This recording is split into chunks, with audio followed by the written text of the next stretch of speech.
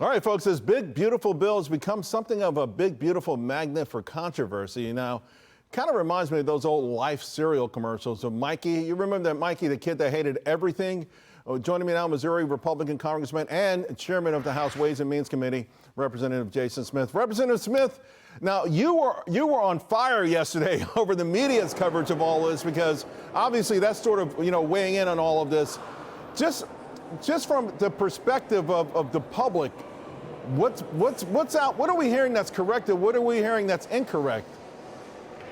Well, let me just say, the bill that we passed out of the House, the big, beautiful bill, is the largest tax cut in U.S. history. It's also the largest cut of mandatory spending in U.S. history, and it's also the most significant welfare reforms in U.S. history. It's a great bill. It delivers for the American people. No tax on tips, no tax on overtime, tax relief for seniors. It makes permanent the expiring provisions of Trump's tax cuts. It's important that we do not delay. Let's get the job done. The American people are depending on it, Charles.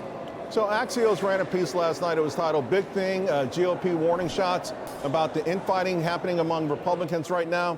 Weigh in on the palace intrigue, because everything you talked about on the tax cutting side, everyone loves.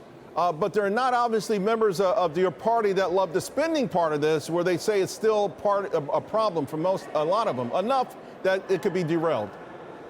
So we have razor-thin majorities in the House and the Senate. In fact, if you look at the percent of the House Republicans that I had to have to pass this bill, 215 to 214, I could only lose 1.4%. In the United States Senate, they have a razor-thin majority, but they can lose 6% of their colleagues in trying to pass it.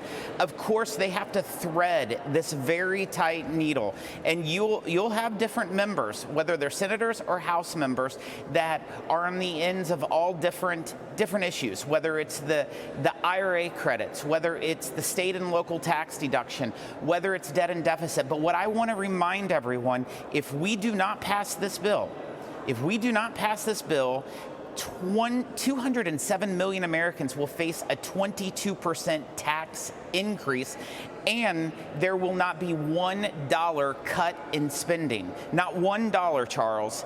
We are cutting almost $1.7 trillion within the bill that passed out of the House. There's no doubt there's a sense of urgency. It played a major role in the outcome in November. What about unique ideas? For instance, I'm reading about Senator Cruz floating this idea of stopping the Federal Reserve from paying banks interest, right? Essentially, what they're doing is they bribe banks not to lend to Main Street. For some reason, the Federal Reserve thinks prosperity in Main Street is inflationary, and we should stop that. And instead, put that money in the coffers of Treasury. That sounds intriguing to me. Are the ideas like that being taken seriously? Well, that's a new idea. First time that I've really heard that from the senator. But we have to think outside of the box in every aspect, Charles. We need to make sure we grow this economy. We need to make sure that by growing the economy, like your prior individual that you were interviewing with, it grows the revenues. We do not have a revenue problem in this country. We have a spending problem. And the way that I judge that is by looking at the percent of revenues of GDP over the last 50 years has been roughly 17% on average. We're currently at 17.2% on average, but spending is where the problem is. Percent of spending to GDP currently is around 26%. And historically, for the prior 25 years, it was right at 20.